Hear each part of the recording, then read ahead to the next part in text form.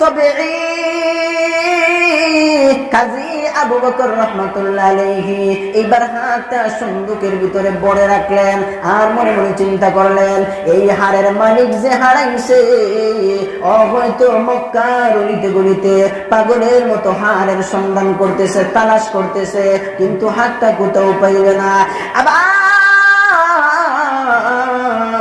এই তাবেঈ কাজী আবু বকর রাহমাতুল্লাহ আলাইহি ঘর থেকে বাহির হয়ে গেলেন, মক্কার অলিতে গলিতে ঘুরাইতে আছেন। কোন মানুষ যদি হাতের সন্ধান করে তাহলে ওই হাতটা মালিকের কাছে ফেরত দিয়ে দিবেন, তার কাছে এটা আমানত।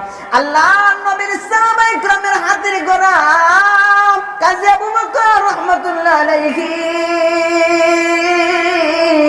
মক্কার অলিতে গলিতে ঘুরাইতে আছেন। এমনিতেই তারা দেখেন মক্কার একটা পাহাড়ের উপরে উঠিয়া বৃদ্ধ একজন লোক ঘোষণা দিতেছে, এরে মক্কার মানুষেরা, এরে আল্লাহর পয়গম্বরের দেশের মানুষেরা, ও আমানতদার দেশের মানুষেরা, এরে মক্কার জমিনের মানুষগুলো, আমার কোটি টাকা দামের একটা সম্পদ হারিয়ে গিয়েছে।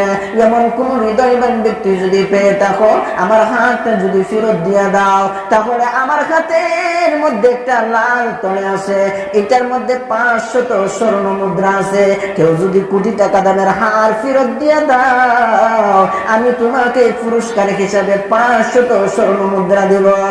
এই মুহূর্তে কাজী আবু বকর রাহমাতুল্লাহ আলাইহি তাকে দেখে মুরব্বি এইভাবে জানান দিতেছে, আল্লাহর পয়গম্বরের সাহাবায়ে কেরামের হাতের গড়া কাজী আবু বকর রাহমাতুল্লাহ আলাইহি ধীরে ধীরে মুরব্বির কাছে গিয়ে হাতটা ধরলেন। যুবকের জন্য পরিচিত হাত ধরছে, মুরব্বির বুঝতে আর বাকি রইল না, হয়তো আমার হারের সন্ধান পাওয়া গেছে। এবার মুরব্বিকে হাতের মধ্যে ধরে কাজী আবু বকর রাহমাতুল্লাহ আলাইহি বাড়িতে নিয়ে গেলেন। আগো মুরব্বি, দয়া করে মেহেরবানি করে আপনি আমাকে কোন সুন্দর দৃষ্টিতে দেখবেন। আপনি বলেন না গো, আপনার হাতটা কেমন ছিল, কোথায় ছিল, যদি আমাকে একটু বলে দিতেন, যদি আপনার প্রমাণাদি সঠিক হয় তাহলে আপনার হার ফেরত পাইতে পারেন। এবার মুরব্বি বলতেছে, বাবারে, আমার হাতটা এমন একটা তলের মধ্যে ছিল, তলের মুখটা রেশমি সুতা দিয়ে বাঁধা ছিল, আমার হাড়ের মধ্যে অতগুলা মুক্তার দানা ছিল, হাড়ের কোয়ালিটিটা এমন ছিল, ডিজাইনটা এমন ছিল। যুবক আবু বকর সন্দুক থেকে তলেটা বাহির করিয়া দেখেন, ঠিক ওই রেশমি সুতা দিয়া ব্যাগটা বাঁধা, তলেটা বাঁধা, রেশমি রুমাল কইলা, হাড়ের মধ্যে টাকা দেখেন মুরব্বি যে এরকম ভাবে বলছেন, হাতটা ঠিক এইরকম ভাবে। এবার বলেন মুরব্বি, আপনার হাড়ে যে আপনার হাতটা আপনি ফেরত নিয়ে নেন, হাতের মধ্যে উঠাইয়া দিলেন, মুরব্বির হাতের মধ্যে হাড় উঠাইয়া দিলেন। এবার কাজী আবু বকরকে মুরব্বি বলতেছেন, আমার পূর্ব ঘোষণা অনুযায়ী 500 স্বর্ণ মুদ্রা আপনাকে দেওয়া হইল। যুবক তাকায় বলে, ওগো মুরব্বি, আমি এই নেক আমলের বিনিময়ে আমি আপনার এই পুরস্কার গ্রহণ করতে পারবো না। ওগো মুরব্বি, আমি আমার মালিকের কাছে ওয়াদা করেছি, জীবনে কোনোদিন নেক আমলের বিনিময়ে কারো কাছ থেকে কোনো প্রতিদান গ্রহণ করব না। ও মুরব্বি, আপনার হাতটা আমার পেটের মধ্যে দিয়ে দেখেন গো, আজকে 3 দিন পর্যন্ত আমি কোনো কিছু খাই নাই, আমার পেটের মধ্যে খাবার নাই, ক্ষুধার তাড়নায় আমার পেটের মধ্যে আমি কাপড় বেঁধেছি। এই মুহূর্তে একটা যদি স্বর্ণ মুদ্রা পাই আমার অনেক উপকার হইত, কিন্তু আল্লাহর গোলাম, আমি এই স্বর্ণ মুদ্রাগুলো গ্রহণ করতে পারবো না। আমার মালিকের কাছে আমি বলি, নেক আমলের বদৌলতে দুনিয়ার কোনো মানুষের কাছে গ্রহণ করতে পারবো না, কারণ আমি চাই আমার আল্লাহ আমাকে পুরস্কার দিবেন। দুনিয়ার কোনো মানুষের কাছ থেকে আমি পুরস্কার গ্রহণ করে আমার মালিক আল্লাহর কাছ থেকে বঞ্চিত হতে চাই না। কারণ যার কাছে আমানতদারিতা পাওয়া যাবে সে একজন খাঁটি মানুষ, যার কাছে আমানতদারিতা নাই সে 2 নাম্বার মানুষ। কি বলেন, ঠিক কিনা? আমাদের প্রিয় নবী সাল্লাল্লাহু আলাইহি ওয়াসাল্লামের কাছে বেঈমান কাফেররা আমানত রাখত। এই কারণে আল্লাহর রাসূলকে আল আমিন বলে ডাকত। কি বলেন, ঠিক কিনা? নবীজিকে মক্কার মানুষেরা কি বলে ডাকত? আল আমিন, মানে বিশ্বাসী। এই লোকের মতো বিশ্বাসী এই জগতে আর কেউ নেই। যদিও রাসূলের বিরোধিতা করত, কিন্তু রাসূলের কাছে আমানতের সম্পদগুলা রাখত, কারণ নবীজিকে বিশ্বাস করত, আল আমিন বলে ডাকত। কারণ রাসূল আমানতদারিতা রক্ষা করেছেন, আমানতের খেয়ানত করেন নাই। তাই রাসূল সাহাবা ইকরামদেরকে আমানতের শিক্ষা দিয়েছেন, সাহাবা ইকরাম তাবেঈনদেরকে আমানতের শিক্ষা দিয়েছেন। এইভাবে এখনো পর্যন্ত আমানতের শিক্ষা আছে না নেই? আছে। যদি আমানতদারিতা না থাকতো, তাহলে বর্তমানে যতটুকু ভালো ছিল মানুষ, এতটুকু থাকতে পারত না। আছে, তবে একবারে সামান্যতম, একবারে কম, একেবারে কম। কিন্তু যদি পরিপূর্ণরূপে আমানতদারিতা থাকতো, তাহলে এই জমিনে শান্তি বহমান আগের মতোই থাকতো। এখন দিন যত যাচ্ছে, মানুষ এক অশান্তির বেড়াজালে আবদ্ধ হচ্ছে, শান্তি নেই। নিজের ফ্যামিলি থেকে, ব্যক্তিগত জীবন থেকে নিয়ে একেবারে আন্তর্জাতিক জীবন পর্যন্ত শান্তি নেই। পরিবারে শান্তি নেই, নিজের ব্যক্তি জীবনে শান্তি নাই, পারিবারিক জীবনে শান্তি নাই, সামাজিক জীবনেও শান্তি নেই। যে কোনো বেজাল বিশৃঙ্খল লেগে আসেই, কারণ আজকে আমানতদারিতা নেই। যে ব্যক্তিটা বাড়ির সীমানায় নিজের জমি আরেক বেটার জমিতে নিয়ে যায়, সে কি আমানতদারিতা না আমানত রক্ষা করছে না খেয়ানত করছে? যে ক্ষেতের আইল জেলায়, হে আমানতদার না খেয়ানতকারী? খেয়ানতকারী। সব সেক্টরেই আজকে খেয়ানতের অবস্থা চলছে। এমন আল্লাহ রাসূল সাল্লাল্লাহু আলাইহি ওয়াসাল্লাম সাহাবা ইকরামদেরকে নিয়ে বসলেন, নসিহত করতেছেন। সাহাবীদেরকে বলেন, ও সাহাবীরা, আমানতদারিতা কেমন ছিল মানুষের ভিতরে? ইমানদার মুসলমানদের মধ্যে আমানতদারিতা কেমন ছিল জানো? সাহাবা ইকরাম বলেন, ইয়া রাসূলুল্লাহ, আমরা জানি না। নবীজি বলেন যে, শোনো, মুসলমান ইমানদারদের ভিতরে আমানতদারিতা কেমন ছিল, তোমরাও এমন আমানতদার হতে হবে। সাহাবা ইকরাম বললেন, ইয়া রাসূলুল্লাহ, কেমন আমানতদারিতা? রাসূল বললেন যে, এক পয়গম্বরের যুগে একজনে ক্রয় করেছে আর একজনে বিক্রি করছে। যে ব্যক্তি জমি ক্রয় করছে, এই বেটা চিন্তা করে দেখলো, এই জমি যে আমি রাখলাম, এই জমিনের মধ্যে কি করব। সে মনে মনে সিদ্ধান্ত করলো যে এই জমিনের ভিতরে আমি একটা পুকুর খনন করব, এরপরে বিভিন্ন ধরনের চাষাবাদ করতে পারি, মাছ চাষ করতে পারি। বেচারা পুকুর খনন করার জন্য কয়েকজন শ্রমিক নিল। শ্রমিক যখন কাজ করতেছে, মাটি খনন করতেছে, পুকুর খনন করতেছে, এমন সময় পুকুরের ভিতরে তাকায় দেখে একটা কলস ভাসছে। যেই কলসটার ভিতরে শুধু স্বর্ণের টাকা। কিসের টাকা? স্বর্ণের টাকা, স্বর্ণ মুদ্রা। এখন এই স্বর্ণ মুদ্রা শ্রমিকরা দেখা করে, সারা জীবন তো কাজ করলাম অন্যের বাড়িতে, আজকে যেহেতু স্বর্ণের কলস পাইছি, হগলে মিল্লা যদি নিয়ে গিয়া, তাহলে কোটিপতি হয়ে যাবো সবাই। 1 লাখ কোটিপতি হইব না সবাই? সবাই কোটিপতি হয়ে যাব।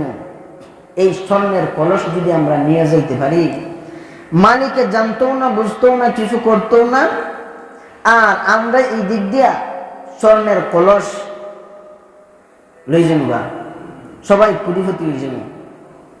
এই চিন্তা ভাবনা মনের মধ্যে আসে না নেই? আমরা যদি এই অবস্থা হইতো, কয়েকজন শ্রমিক যদি স্বর্ণের কলস হইতো, বলেন এই যে বন্ধের মাঝখানে, হাওরের মাঝখানে একটা খনন করবার লাগি 7-8 জন 10 জন মানুষের দিছে, 10 জন মিলে এক স্বর্ণের কলস ফেলেছে। এখন মালিক রে জানাইব না 10 জনে বেঁচে নিব গা? কোটি কোটি টাকার সম্পদ। কারণ একটা পিতলের কলসের ভিতরে যদি এরকম স্বর্ণের টাকা যদি থাকে, খালি স্বর্ণ, যেগুলা দিয়ে মনে করেন এই স্বর্ণের হার হয়, বালা হয়, কানের দুল হয়, নাকের ফুল হয়, কত কিছুই হয়। এইগুলো যদি ফাইলা স্বর্ণের টাকা, তাইলে অবস্থাটা কেমন হবো? এই 10 জন কুড়ি হতেই যেত না, মালিকের জানাই উনি। কিন্তু এই 10 জন কয়েকজন শ্রমিক এরা মনে মনে চিন্তা করলো, এখন তো আমরা কুড়ি হতেই যাবো। আর একজন ডাক দিয়ে বলতেছে, আরে ভাই, এই আমানতের সম্পদ গুলা কইল আমাদের মালিক আমাদেরকে শ্রমিক রেখেছে, আমরা কাজ করার জন্য শ্রমিকের কাজ করতেছি, মাটি খনন করতেছি, পুকুর খনন করব। ওই মালিকের জায়গার ভিতরে আমরা এই কলস পাইলাম, স্বর্ণের কলস। এবং টাকা যদি আমরা নেই তাহলে আমরা নিয়ে যাইতে পারবো, কেউ কিছুই আমাদেরকে বলতে পারবে না, কেউ জানবে না। আমরা আর জীবনে কোনদিন কাহারো বাড়িতে কাজ করতে হবে না। যেই পেটের ক্ষুধার দায়ে অন্যায়ের বাড়িতে আমরা কাজ করে পেটের খাবার জোগাই, আর কাহারো বাড়িতে কাজ করতে হবে না। মাথার গাম আমাদের পায়ে ফেলতে হবে না, রোদে পড়তে হবে না, বৃষ্টিতে ভিজতে হবে না। আমরা যদি চাই তাহলে এই স্বর্ণের কলস আমরা নিয়ে যেতে পারি।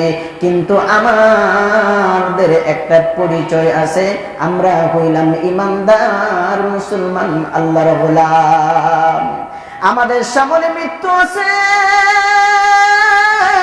আমাদের সামনে কবর আছে, আমাদের সামনে হাসর আছে, ফুলসিরাত আছে, মিজান আছে, জান্নাত জাহান্নাম আছে।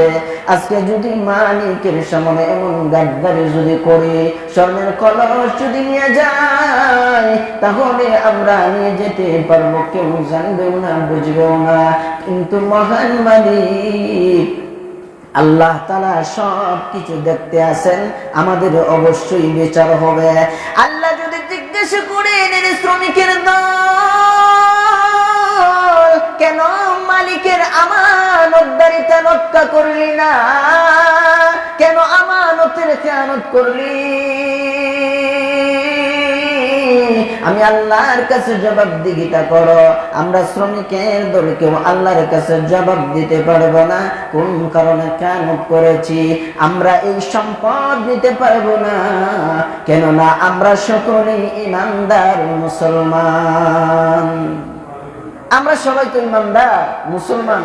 যদি আমানতের খেয়ানতটা যদি করি, তাহলে আল্লাহর আদালতে কিয়ামতের দিন জবাব দেওয়ার মতো কোনো রাস্তা নেই।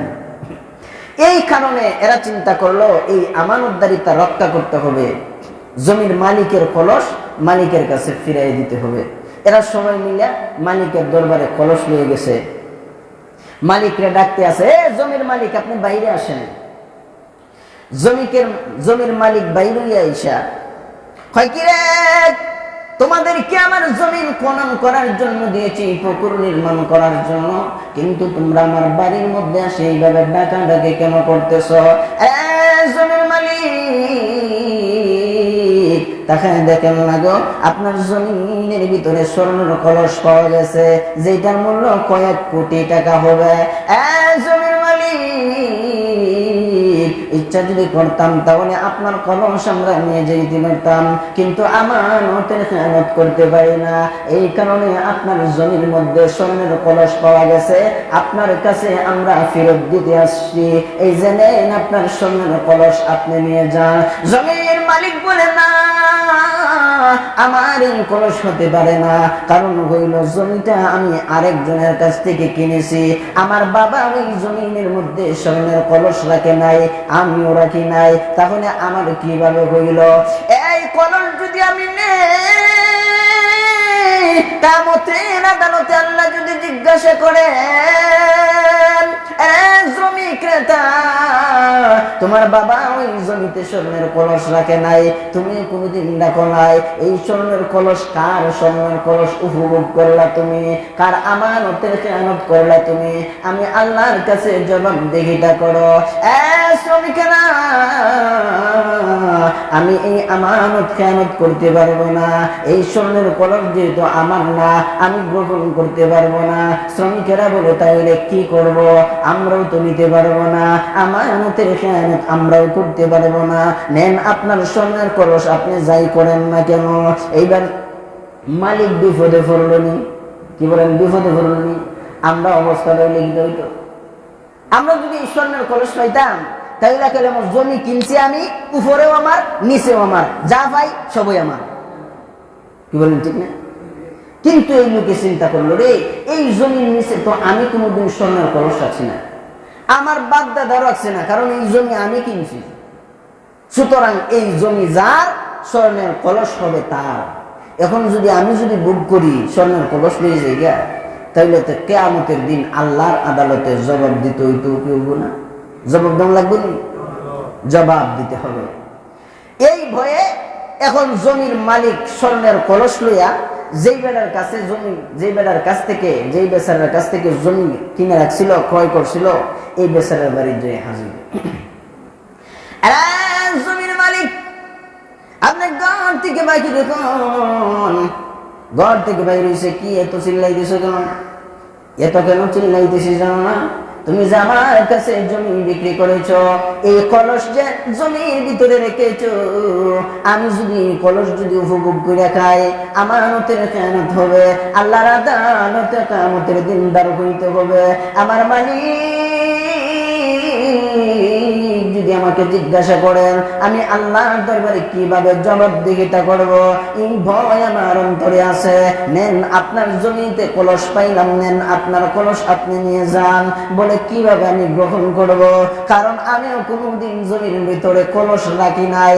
আজকে তোমার কাছে আমি জমি বিক্রি করলাম, এই জমি তোমার, তোমার জমি বিক্রি করছি আমি, শুধু মাটি বিক্রি করছি না, উপরেও তোমার, নিচেও তোমার, জমির ভিতরে যা পাও সব তোমার। এখন কলস পাইছো, এই কলসও তোমার, তুমি লইয়া যাও। এই কলস আমার না, আমি গ্রহণ করতে পারবো না। এখন জমির প্রথম মালিক গ্রহণ করে না, দ্বিতীয় মালিকেও গ্রহণ করে না। এখন কলস লইয়া টানাটানি লেগে গেছে। সুবহানাল্লাহ, অবস্থাটা কেমন? এখন এই মালিকেও গ্রহণ করে না, এই মালিকেও গ্রহণ করে না। এখন জমির মালিক একজন আর একজনকে কলস দেয়। আমাদের অবস্থাটা হইলে কেমন হইতো? কলস যেহেতু পাইছে আমার, ওই আর যদি ফিরত দিয়াও লাই, যদি এমন একজন তাকওয়ালা মানুষও হয় যে জমির মধ্যে পাইছে, এখন যে বেটার কাছ থেকে কিনে রাখছে, ওই বেটাকে, ওই বেচারাকে যদি কলস দিয়া দেয়, এই বেটা কইব ঠিক হয়ে আছে, আমি না রাখলেও মনে আমার বাপ দাদা রাখছিল জমির নিচে কলস। কি বলেন? ঠিক না? মনে আমার বাপ দাদা রাখছিল, এখন এই কলস আমার, ওই দিয়া লাও, তুমি তোমার বাড়ি যাও। অবস্থাটা এমন হইতো না? আল্লাহু আকবার। এখন যদি এমন অবস্থা হয়, দুজনের যদি তাকওয়া হলো ওই জায়গা, দুজনের যদি ফরহেজগার হয়ে যায়, এখন যদি জমির মালিকেও নিতে চায় না আর দুজন নিতে চায় না, এখন কি করব? যে যাই, তাইলে কি করার? এখন বিচার আদালতে যাওয়ার দরকার। কারণ কলস কার? টাকার কলস কার? এই হাজার লক্ষ কোটি কোটি টাকার সম্পদ, এই সম্পদ কার? এই সম্পদ কার? আমিও নিতে চাই না, হে বেচারাও নিতে চায় না, দুজনে যেহেতু নিতে চায় না, একটা ফয়সালা হওয়ার দরকার না?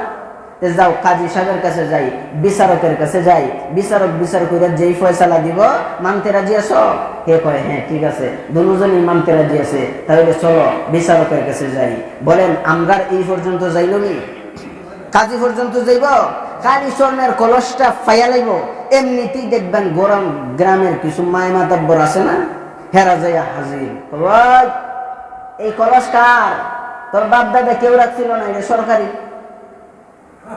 কথা বল না, কবে এটা সরকারি মাল, এটা জমির নিচে পাইছ, কোটি কোটি টাকার সম্পদ, এটা তোমার বাপ দাদা কেউ রাখছিল না, এটা সরকারি সম্পদ, সরকারি সম্পদ লয়ে যাও। এখন গ্রামের কিছু মায় মাতাব্বর যারা আছে, হেরা মনে করুন কয়েক কোটি টাকা খাইব। কি বলেন? ঠিক বললাম না ভুল বললাম? কয়েক কোটি টাকা খাইয়া গ্রামের মেম্বার, কিছু আছে মেম্বার এমন আছে যারা মনে করুন 500 টাকার লাগি অনেক কিছুই করতে পারে। এরা যদি এই কোটি টাকা পায়, তা কোটি টাকা সম্পদ পায়, তাহলে খাইবো না খাইবো না? কত বলেন, খাইবে না খাইবে না? গ্রামের সাধারণ মেম্বার হইয়াই যে পাওয়ার দেখায়, একটা ভোটার আইডি কার্ডের জন্য, একটা জন্ম নিবন্ধন করার জন্য 700-800 টাকা খায়, খায় কি খায় না? আমার গ্রামের মেম্বার আমার ছোট ভাইয়ের আইডি কার্ড, এই জন্ম নিবন্ধন কার্ড করার লাগে মনে হয় 2-3 বছর আগে 700 টাকা নিছে, এই পর্যন্ত জন্ম নিবন্ধন কার্ড করে দিছে না। আমার গ্রামের ওয়ার্ডের মেম্বার, আমি অন্যটা কইলাম না, আমার নিজেরটা কইলাম। তাইলে হে বেটা আতর যদি এই 20 টাকার সম্পদ পাইতো, তাহলে হে রাখলো, কি বলেন, রাখলো? খালি লয় না? হ্যাঁ, তাইলে এখন এই কোটি টাকার সম্পদ যদি পাইতো, তাইলে মনে করেন গ্রামের মেম্বারে খাইল, ইউনিয়ন চেয়ারম্যানে কইল, আমার ইউনিয়নের ভিতরে এত সম্পদ পাওয়া গেছে, সরকারি তহবিলে জমা হইব, দে আমার কাছে আন। হে আরো কয়েক কোটি টাকা খাইয়া দিব ইউনিট টাইম, ইউনো খাইব আরেক কয়েক কোটি, উপজেলা চেয়ারম্যানে খাইব, এরপরে এমপি কাছে যাইব, এমপি কি রাখবো, এমপি কয়েক কোটি টাকা খাইব, দিব মন্ত্রীর কাছে, মন্ত্রী কয়েক কোটি টাকা খাইয়া প্রধানমন্ত্রীর হাতে যখন খলস যাইব, প্রধানমন্ত্রী কইব, কিরে খলস দু খালি, টাকা তো নাই। মন্ত্রী এমপি মন্ত্রীরা কইব, খলসের তলা ওই নাই। কলা বলেন ঠিক কিনা?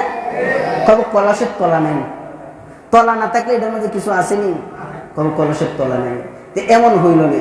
কিন্তু এই বিচারক, এমন একজন বিচারক আল্লাহর পয়গম্বর হযরত দাউদ আলাইহিস সালামের কাছে নিয়ে গেল। ও আল্লাহর পয়গম্বর দাউদ, আমাদের এই দুইজনের ফয়সালা করে দেন। সে কলস নিতে রাজি হয় না, এই কলস তো আমারও না, আমিও এই কলস নিতে পারবো না। আল্লাহর পয়গম্বর দাউদ আলাইহিস সালাম এইবার কাজী বিচারকের মঞ্চে হাজির হয়ে গেলেন। এবার কাজী বিচার করবেন, কলসকার দুজন নিতে চায় না, বলে আমি জমি বিক্রি করে দিয়েছি ওই কাছে, তার কাছে আমি জমি বিক্রি করে দিয়েছি, এখন এই কলস হইল তার, আমি তার কাছে জমি কিনেছি কিন্তু ভিতরের কলস কিনি নাই, এই কলস তার, কেউ নিতে রাজি হয় না। এখন কাজী বলতেছে, ঠিক আছে, এই কলস আজকে আমার কাছে রাইখা যান, আগামী কালকে আপনাদের দুজনের কলসের ফয়সালা হবে। সুবহানাল্লাহ। যান, কলস আমার কাছে রাইখা যান, আগামী কালকে আপনাদের দুজনের কলসের ফয়সালা হবে। সুবহানাল্লাহ। আমরা বর্তমান যুগে যদি এই অবস্থা যদি দুইজনে লাগতো, আর যদি বিচারকের কাছে জজ কোর্টে যদি যেয়ে উঠতো, আর যদি হইতো ম্যাজিস্ট্রেট সাহেব, আমরা তো এই অবস্থা, এখন কলস কি করবো, যে আমার কাছে কলসটা রাইখে যাও, আগামী কালকে কলস নিবা। বলেন কলস ফিরত পাইতো? কলস আর ফিরত পাইতো নি? দুনুটারে জেরো হতো, আর কইতো, এই কলস যে তুই গেছস, আজকে আইসো কলস নিবার লাগি, দেখছেন কলস খুললে দেখবো, আয় আয় টেহা তো কিছু নাই। ও ভাই, কি কলস লই আইসস, কলসের নাই তলা, কোন দিক দিয়ে ফরছে দে তোর টেকা, এটাও তুই জানোস না? খাইলে কলস লই আইসস, মামলা দায়ের করছস, আমার উদাউদি সময়টা কাটাইছ, তাইলে তোরা বিয়েটা জেলে ঢুক। কিন্তু আল্লাহর পয়গম্বর হযরত দাউদ আলাইহিস সালাম এমন একজন বিচারক কাজী ছিলেন, কাজী কইয়া বিচার করেন, দুজনের বিচার করতেছেন। পরের দিন দুজন গিয়ে হাজির হয়েছে, কলস তাদের সামনে রাখা হইল। তোমরা দুইজন আমাকে একটা কথা বলো তো, তোমাদের সন্তান আছে কয়জন? একজন বলতেছে, আমার একজন সন্তান আছে। কয়জন সন্তান? একজন। এই সন্তানটাকে ছেলে নামে? বলে ছেলে। আপনার সন্তান আসেনি? হ্যাঁ আমারও সন্তান আছে। কি সন্তান? কই মেয়ে। তাহলে আমার ফয়সালা করো, আপনার ছেলে আর আপনার মেয়ে দুজনকে একসাথে বিবাহ দিয়া দেন। বিবাহটা এমন ভাবে হবে, এই এলাকার ভিতরে এমন ভাবে ঘোষণা দিয়ে বিবাহটা হবে, এলাকার সমস্ত মানুষগুলাকে দাওয়াত করে খাওয়ানো হবে এবং তাদেরকে কিছু দেওয়াও হবে। এইভাবে বিবাহের একটা আয়োজন করেন। এই লক্ষ কোটি টাকা খরচ হবে, সব এই কলসের টাকা, যা বাড়তি থাকবে দুটো ছেলে মেয়েকে দিয়ে দেওয়া হোক। ফয়সালা সুন্দর হয়েছে। আমাদের অবস্থা হলে বলে, আমার বাপের টেকা আর হেই মেয়েরে বিয়া করিয়া বলি হেরেও দিতাম মধ্যে। আল্লাহ রাসূল সাল্লাল্লাহু আলাইহি ওয়াসাল্লাম বলেন, এই ছিল মুসলমানদের আমানতদারিতা। কারণ যেই ব্যক্তি কয়েকজন শ্রমিক কাজ করছিল, তারা কি ইমানদার মুসলমান? এরকম আমরা মুসলমান, আমানতের খেয়ানত করতে পারবো না। মালিকের কাছে নিয়ে নিয়েছে, মালিক বলে আমি মুসলমান, আমানতের খেয়ানত করতে পারবো না। জমিন যে বিক্রি করলো, সেও বলে আমি মুসলমান, খেয়ানত করতে পারবো না। এই সম্পদ আমার না, এই সম্পদ আসল মালিক যার, এই সম্পদ তার। এখন আসল মালিকের কাছে যেভাবে পৌঁছাইয়া দেওয়া যায়, বিচারকের কাছে গিয়ে হাজির হয়েছে।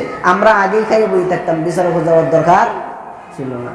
কিন্তু আমানতদারিতা এমন এক আমানতদারিতা, আল্লাহর পয়গম্বরের যুগেও আমানতদারিতা ছিল, সাহাবায়ে কেরামের যুগেও আমানতদারিতা ছিল, তবে ঈনের যুগের মধ্যেও আমানতদারিতা ছিল। এখনো টুকটাক কিছু আছে, সামান্য কিন্তু 100%-এর মাঝে হয়তো 1 ভাগ হইতে পারে, 99 ভাগ আমানতদারিতা নাই। আজকে আমানতদারিতা না থাকার কারণেই কিন্তু আল্লাহর গজব দুনিয়াতে অবতরণ হচ্ছে। মানুষ যত দিন যাচ্ছে তত এক অশান্তির বেড়াজালের মধ্যে আবদ্ধ হচ্ছে। আল্লাহর পয়গম্বর সাহাবায়ে কেরামদেরকে আমানতদারিতা শিক্ষা দিয়েছেন, আর সাহাবায়ে কেরামের কাছ থেকে তাবেঈনগণ আমানতদারিতা শিক্ষা গ্রহণ করছেন। এই কারণে যদি তাদের জীবন চলে যেত তবুও আমানতের খেয়ানত করতেন না। তাবেঈনদের মধ্যে এমন একজন তাবেঈ ছিলেন যিনি স্বয়ং সাহাবায়ে কেরামকে দেখে সাহাবায়ে কেরামের কাছ থেকে কোরআন তিলাওয়াত শিখছেন, সাহাবায়ে কেরামের কাছ থেকে আমানতদারিতা শিখছেন। এমন একজন আমানতদার ছিলেন আল্লাহর পবিত্র কালামের হাফেজ, একজন বুজুর্গ আল্লাহওয়ালা মানুষ, মুহাদ্দিস কাজী আবু বকর রহমতুল্লাহ আলাইহি। এমন একজন যুবক, যেই যুবক আমানতদারিতা শিখছেন কার কাছ থেকে? নবীর সাহাবায়ে কেরামদের কাছ থেকে আমানতদারিতা শিখছেন। মক্কায় হজ করতে মানুষ যাইতো, হজের মৌসুমে যখন হজ করতে যাইতো, মানুষ মক্কা থেকে অনেক দামি দামি জিনিস কিনা নিজের বাড়িতে আনতো, যেইগুলা মক্কা ছাড়া অন্য কোথাও পাওয়া যাইত না। তেমনি একজন মানুষ, মুরব্বী, বয়োবৃদ্ধ হয়ে গেছেন। এই মুরব্বী মক্কার জমিন থেকে, মক্কার বাজার থেকে কোটি টাকা দামের একটা হার কিনছেন, গলার একটা হার ক্রয় করছেন। পথে চলার সময় এই হারটা হারিয়ে গেছে। এখন হার হারিয়ে গেছে, উনি পাগল পাড়া হয়ে খুঁজতেছেন, কোথাও হার পাওয়া যায় না। এই দিক দিয়ে হারটা যিনি পেয়েছেন তিনি হলেন কাজী আবু বকর রহমতুল্লাহ আলাইহি। আল্লাহর পয়গম্বরের সাহাবায়ে কেরামের হাতের গড়া, সাহাবায়ে কেরাম থেকে শিক্ষা গ্রহণ করেছেন হযরতে হাফেজ কাজী আবু বকর রহমতুল্লাহ আলাইহি। কাজী আবু বকর রহমতুল্লাহ আলাইহি একদিন নয়, আজকে 3 দিন ধরে উপবাস, 3 দিন ধরে ক্ষুধার্ত, কিছুই খান না, পেটের মধ্যে ক্ষুধার তাড়নায় কাপড় বেঁধেছেন। সুবহানাল্লাহ। ক্ষুধার তাড়নায় পেটের মধ্যে কাপড় বেঁধেছেন। কাজী আবু বকর রহমতুল্লাহ আলাইহি ঘর থেকে রাস্তায় বের হয়েছেন কাজের সন্ধানে। কোনো কাজ যদি পাওয়া যায় তাহলে তিনি খাবার জুটাইবেন, পেটের ক্ষুধা নিবারণ করবেন কোনো কাজ যদি পান। কিন্তু মক্কার ভিতরে এখন দুর্ভিক্ষ চলতে আছে, এমন একটা সময় যে সময়টার মধ্যে মক্কার জমিনের ভিতরে দুর্ভিক্ষ চলতেছে, কোনো মানুষ কাজে পাওয়া যায় না, কাজের জন্য কোনো মানুষ পাওয়া যায় না, কাজ নেই না, কাজের মধ্যে দুর্ভিক্ষর কবলে আছে মক্কায়। এমন সময় কাজী আবু বকর রহমতুল্লাহ আলাইহি ক্ষুধার তাড়নায় পেটের মধ্যে কাপড় বেঁধে ঘর থেকে বাহির হইলেন। মদিনার মক্কার অলিতে গলিতে ঘুরাইতে আসেন, কিন্তু কাজের সন্ধান পান না। এমন সময় রাস্তার পাশে দেখায় দেখেন টাকার একটা তলে দেখা যায়, টাকার একটা ব্যাগ দেখা যায়। টাকার তলেটা উনি চাদরের ভিতরে ঢুকাইলেন, ঘরের মধ্যে নিলেন, কারণ মক্কায় এখন দুর্ভিক্ষ চলতেছে, যদি কোনো মানুষ টাকার তলে দেখে তাহলে অসুবিধা আছে। এই কারণে কাজী আবু বকর রহমতুল্লাহ আলাইহি টাকার তলেটা চাদরের ভিতরে ঢুকাইয়া ঘরের মধ্যে গেলেন। ঘরের মধ্যে গিয়া কাপড়ের তলেটা বাদ করলেন, খুললে টাকা দেখেন এই তলের ভিতরে কোটি টাকা দামের হার, মুক্তার হার দেখা যায়, আল্লাহর পয়গম্বরের সাহাবায়ে কেরামের হাতের গড়া। তবে কাজী আবু বকর রহমতুল্লাহ আলাইহি এইবার হাতটা সন্দুকের ভিতরে ভরে রাখলেন, আর মনে মনে চিন্তা করলেন এই হারের মালিক যে হারাইছে ও হয়তো মক্কার অলিতে গলিতে পাগলের মতো হারের সন্ধান করতেছে, তালাশ করতেছে, কিন্তু হাতটা কোথাও পাইবে না। আবার এই তাবেঈ কাজী আবু বকর রহমতুল্লাহ আলাইহি ঘর থেকে বাহির হয়ে গেলেন।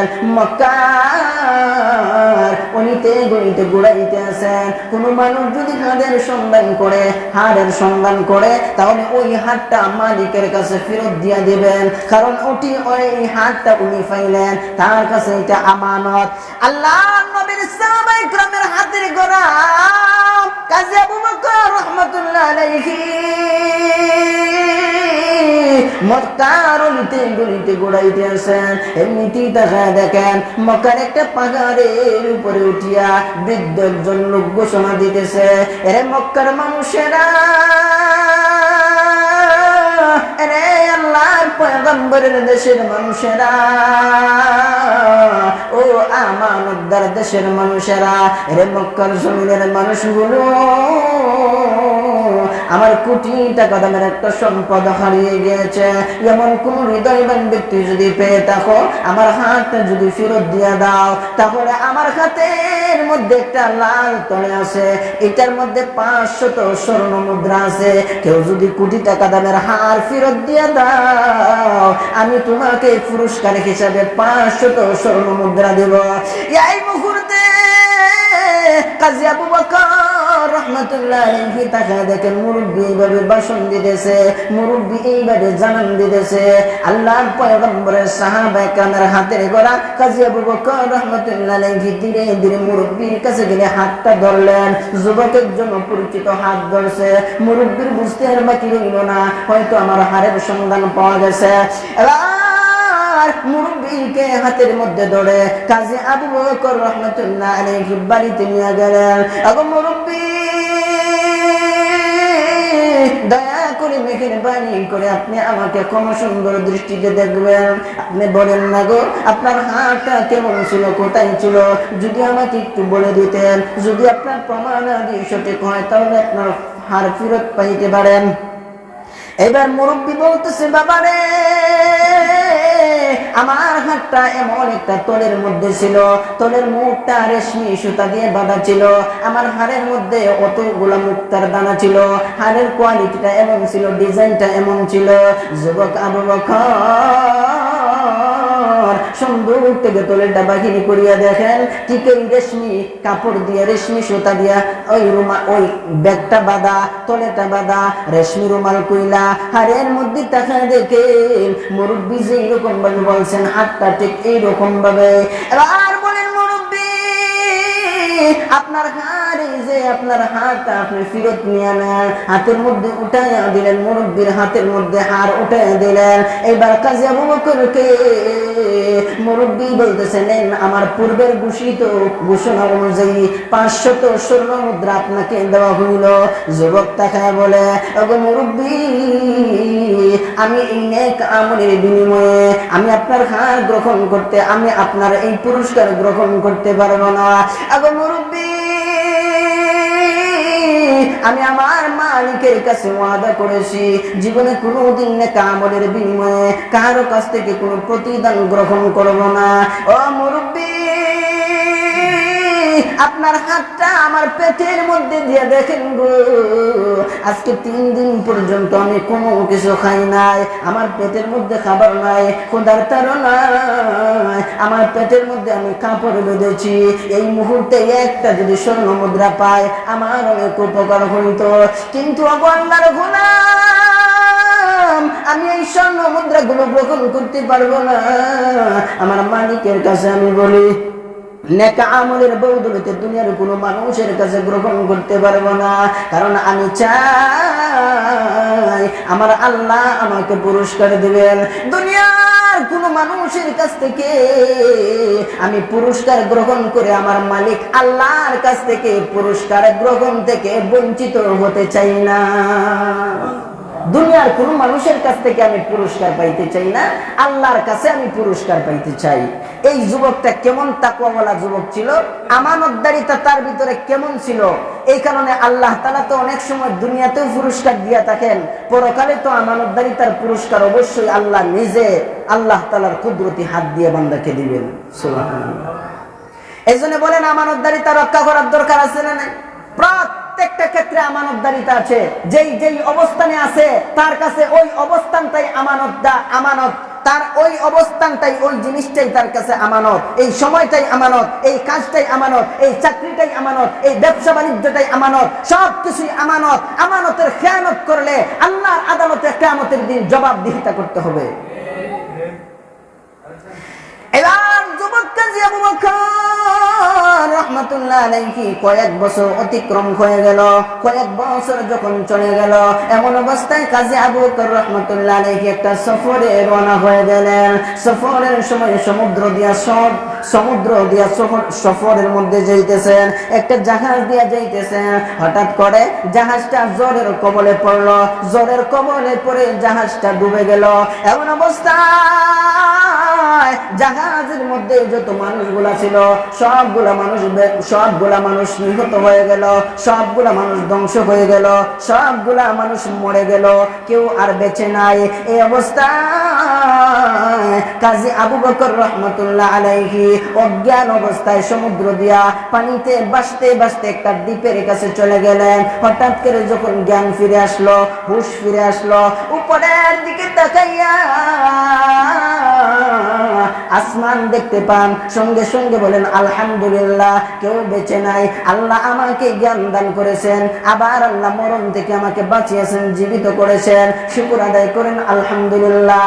এই সমুদ্রের পার থেকে উঠলেন, উঠে যখন বসে গেলেন, এমনি চতুর্পাশে তাকায় দেখেন, সমুদ্রের দ্বীপের পারে তাকায় দেখেন একটা গ্রাম দেখা যায়। ওই গ্রামের মধ্যে দেখা যায় একটা মসজিদ দেখা যায়। একটা দৌড় দিয়ে এই কাজী আবু বকর রাহমাতুল্লাহ আলাইহি মসজিদের মধ্যে চলে গেলেন। মসজিদে যায়া শুকর আদায় হিসাবে 2 রাকাত নফল নামাজ পড়তে আরম্ভ করলেন। এমন ভাবে আল্লাহর পবিত্র কোরআন তিলাওয়াত করতে লাগলেন যেমন ভাবে আল্লাহর পয়গম্বরের সাহাবায়ে কিরাম তিলাওয়াত করতেন। সাহাবায়ে কিরাম থেকে তিলাওয়াত শিখলেন। এমন সুন্দর তিলাওয়াত করতে আছেন। নফল নামাজের মধ্যে দাঁড়াইয়া কাজী আবু বকর রাহমাতুল্লাহ আলাইহি তিলাওয়াত আরম্ভ করে দিলেন। জোরে জোরে তিলাওয়াত করতেছেন, কারণ মরণ থেকে ফিরে আসছেন। এমন অবস্থায় জোরে তিলাওয়াত করতেছেন, সুন্দর আওয়াজে তিলাওয়াত করতেছেন। আওয়াজ চতুর্দিকে ছড়ায় গেল। এলাকার লোক সকল বলে কোথা থেকে তো সুন্দর কোরআন তিলাওয়াতের আওয়াজ আসে। মসজিদের পাশে গিয়া দেখি সমস্ত মানুষগুলো মসজিদের পাশে তাকায় দেখে মসজিদের ভিতরে একজন সুন্দর চেহারার অধিকারী একজন যুবক নামাজের মধ্যে দাঁড়াইয়া আল্লাহর পয়গম্বরের কণ্ঠে সাহাবায়ে কেরামের কণ্ঠে তিলাওয়াত করে। এত সুন্দর তিলাওয়াত এলাকার মানুষ আর কোনদিন শুনে নাই। এলাকার মানুষগুলো অপেক্ষা করতে আছে যুবক কোন সময় নামাজ শেষ করে। নামাজ শেষ করার পরে যুবকের জিজ্ঞাসা করে আপনার পরিচয় কি? বলে আমার পরিচয় হলো এই ঘটনা ঘটেছে, আমি এখন আপনাদের এই মসজিদে এসে হাজির হয়েছি। তুমি যেহেতু একজন হাফেজে কোরআন, আল্লাহওয়ালা বুজুর্গ মানুষ, দেখতেই চেহারার মধ্যে দেখা যায়, কথা বলেন ঠিক কিনা? আল্লাহওয়ালা দেখলেই বোঝা যায় হেজে আল্লাহওয়ালা, আর সুরের দিকে চাইলেই বোঝা যায় হেজে সুর। আল্লাহওয়ালা তোমার চেহারার দিকে দেখায় বোঝা যায় তুমি আল্লাহওয়ালা মানুষ। তুমি মক্কায় তুমি কি করতে চাও বলো? বলে আমি মক্কায় ফিরে যেতে চাই। আরে যুবক, না তুমি আর কোনদিন মক্কায় যেতে পারবা না। মক্কা থেকে হিজরত করে মদিনায় চলে গেছেন, আর মদিনায় মক্কা প্রয়োজনে আসছেন, নয়তো আসেন না। এর যুবক, তুমি আমাদের এখানে যেহেতু আসছো, আল্লাহ তোমাকে আমাদের ভিতরে পাঠাইছেন, সুতরাং তুমি আমাদের এখানে থাকবা, আমাদের মসজিদে ইমামতির দায়িত্ব পালন করবা, আমাদেরকে কোরআন হাদিস শিক্ষা দিবা, আমাদের ওইখানেই থাকবে। তোমার বাড়ি লাগলে বাড়ি দিব, ঘর লাগলে ঘর দিব, যত কিছু লাগে সব তোমাকে দেওয়া হবে। মক্কায় আর কোনোদিন ফেরত যেতে দেওয়া হবে না। এইবার যুবক মসজিদে ইমামতির দায়িত্ব পালন করে, নামাজ পড়ায়, মানুষদেরকে আল্লাহর পবিত্র কোরআন দাওয়াত দেয়, শিক্ষা দেয়। এইভাবে চলতেছে। কিছুদিন পরে এলাকার মুরব্বীরা বলতেছে, হুজুর আপনি তো অনেক দিন হয়ে গেছে, একজন যুবক মানুষ আর কতদিন থাকবেন? একটা বিবাহ করানোর দরকার। বলেন আসেন না? একটা বিবাহ করানোর দরকার আছে না নাই? একটা বিবাহ করানোর দরকার। কয়েক বছর আগে একজন মুরব্বী মানুষ ছিল, দুনিয়া থেকে বিদায় হয়ে গেছে। তার একটা মাত্র মেয়ে আছে। ওই মেয়েটা সুন্দরী রূপসী, যেমন ভাবে গুণবতী তেমন ভাবে আল্লাহ ওয়ালা। সেও একজন বুজুর্গ মানুষ, জীবনে কোনোদিন তাকে দেখা যায় না।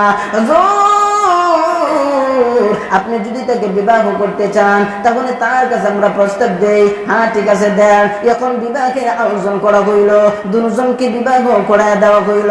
বাসর ঘরের মধ্যে কাজী আবু বকর রহমাতুল্লাহ আলাইহি যখন মহিলার সাথে সাক্ষাৎ করলেন, এমন অবস্থায় স্ত্রীর চেহারার দিকে না তাকাইয়া গলার দিকে তাকায় আছেন। কারণ গলার মধ্যে একটা কোটি টাকা দামের হার পরিহিত অবস্থায় আছে।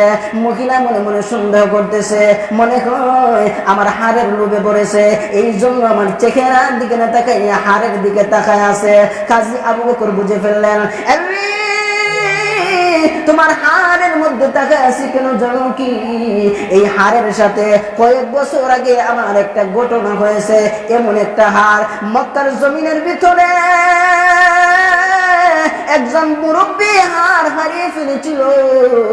এই হাতটা আমি কাজী আবু বকর মুরব্বীকে ফেরত দিয়েছিলাম। কথাটা শোনার সাথে সাথে মহিলাটা একটা চিৎকার মেরে স্বামীর গলায় জড়ায় ধরে বলে, ও স্বামী আমার বাবা দুনিয়া থেকে যখন বিদায় হয়ে যাবে এমন সময় কান্না আরম্ভ করে দিয়েছেন। আর বলেন, মারে আমি দুনিয়া থেকে হয়তো বিদায় হয়ে যাব, কিন্তু ওই যুবকের কথা আমার স্মরণ হয়ে যায়। ওই মক্কার জমিনের তাকওয়ালা যুবক, মক্কার জমিনের আল্লাহওয়ালা যুবক, জান্নাতি যুবক, যেই যুবকটা হার ফেরত দিয়েছে ওই যুবকে আমার কাছ থেকে কোনো বিনিময় গ্রহণ করে না। মারে এমন একজন জান্নাতি যুবকের কাছে তোমাকে যদি উঠাইয়া দিতে পারতাম তাহলে আমার জীবনটা ধন্য হয়ে যেত, আমি মরেও শান্তি পাইতাম। কিন্তু দেখা যায় এই সুযোগ আর সুবিধা আমার হইল না। ওগো কাজী আবু বকর, আমার আল্লাহ আমার বাবার ইচ্ছাকে পূরণ করেছে। আমার আল্লাহ আমার বাবার ইচ্ছাকে পূরণ করেছেন। আর আপনাকে যে আল্লাহ পুরস্কার দুনিয়াতে দিবেন না তা এমন না। হারকে তো আল্লাহ পুরস্কার দিয়েছেন, হারের মালিককেও আল্লাহ পুরস্কার দিয়েছেন। সুবহানাল্লাহ। হারেও আপনার, হারার মালিকও আপনার। তাহলে দুনিয়াতেও কি বলেন, মাঝে মধ্যে এমন সময় আসে এই আমানতদারিতা রক্ষা করলে আখিরাতে তো পুরস্কার আল্লাহ তাআলার কাছে আছেই, দুনিয়াতেও মাঝে মধ্যে পাওয়া যায়। কি বলেন ঠিক কিনা? এই কারণে আমানতদারিতা রক্ষা করার দরকার আছে না নাই? আল্লাহ রাসূল বলেন, আল আমানাতু মাগরামান। যখন আমানতের খেয়ানতকারী বেশি সংখ্যা দেখা দিবে, সব ক্ষেত্রে আমানতের খেয়ানতকারী দেখা দিবে, আমানতের খেয়ানত করবে, ওই সময় আল্লাহর পক্ষ থেকে আযাবের অপেক্ষায় থাকো। নাউজুবিল্লাহ। এই কারণে বর্তমান অবস্থাটা এমন, প্রত্যেকটা ক্ষেত্রে আমানতের খেয়ানত হচ্ছে। এই কারণে যাতে আপনি আমার দ্বারাতে কোনো সময় কোনো ক্ষেত্রে যাতে আমানতের খেয়ানত না হয়, প্রত্যেকেই আমানতদারিতার সাথে যাতে চলি, আল্লাহ তাআলা আমাদের প্রত্যেককেই আমানতদারিতা রক্ষা করে চলার তৌফিক দান করেন। সকল বলে আমিন। ওয়া আখিরু দাওয়ানা আলহামদুলিল্লাহি রাব্বিল